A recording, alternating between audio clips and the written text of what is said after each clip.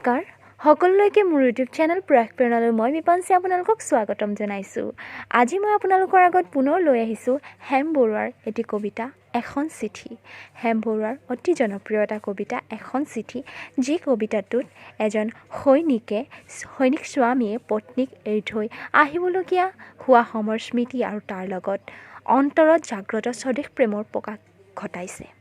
গতিকে মই আবৃত্তি কৰিবলৈ বৰ ভালদৰে নাজানো, কিন্তু মই আজি এই কবিতাটো আপোনালোকৰ আগত আওৰাম বুলি ভাবিছোঁ।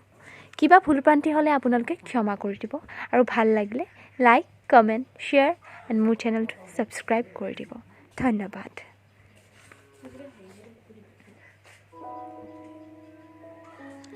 মূল পাঠ। মৰমৰ মেঘাচ্ছন্ন পৰ্বতৰ এই মোহনাত নিবিড়ভাৱে মোৰ মনত পৰিছে মমতা। বিদায় মৌন নিথৰ মুহূৰ্তত তোমাৰ চকু উপচি বাৰিষাৰ বান নামিছিল। তাৰ উত্তৰত মই মাথো নিৰুত্তৰ হৈ ৰ'লো। সেইবোৰ অনাখৰি কথা আজিও অন্তৰত পৰ্বতীয়া বনপুৰা জুই হৈ আছে। ইয়াত মাথোন হেজাৰ হেজাৰ ফুট ওখ পৰ্বত আৰু পৰ্বত, যাৰ বাহুবন্ধনত কল্পনা ছাই হৈ যায়। এই পৰ্বতবোৰতেই প্ৰতিধ্বনিত হৈ আছে আমাৰ বুকুৰ তেজৰ চেকুৰাবোৰ, অন্তৰৰ জুই শিখা আৰু মৰমৰ মৰিশালীবোৰ।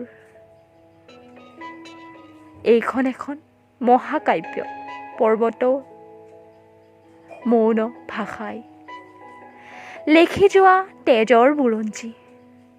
দূৰণিত ৰৈ ৰৈ এয়া শুনিছোঁ কি শত্ৰুৰ কামানৰ গৰ্জন, দেখিছোঁ কি ধোঁৱা আৰু ধোঁৱা। এটা কথা জানি থোৱা শুনা, মৃত্যুৱে যদি অভিনন্দন জনায়, সেই মৃত্যুক পাৰিজাত ফুল তাত দেৱতাৰ আশীৰ্বাদ আছে। সৰ্বশেষত তোমাক একেষাৰ অনুৰোধ কৰোঁ, এই যে আমাৰ ল'ৰা দুটা, সিহঁতক কেতিয়াও পিতৃৰ অভাৱ অনুভৱ কৰিবলৈ নিদিবা। সিহঁতক মাথোন একেষাৰ কথাকেই ক'বা, যি মৃত্যুৱে দহক জীৱন দিয়ে, সেই মৃত্যু আত্মাৰ দৰেই অবিনশ্বৰ। আজিলৈ সামৰোঁ দেই, দীঘলীয়া চিঠি লিখিবলৈ আজৰি নাই। মৰমৰ জানিবা ইতি তোমাৰ। আকৌ এয়া আদেশ আহিছে, যাব লাগে। শত্ৰু সৈন্যই চেলাগিৰি পথ অতিক্ৰম কৰিছে। চিঠিখন আজিও ডাকত দিয়া নহ'ব। আকৌ মৰম। ধন্যবাদ।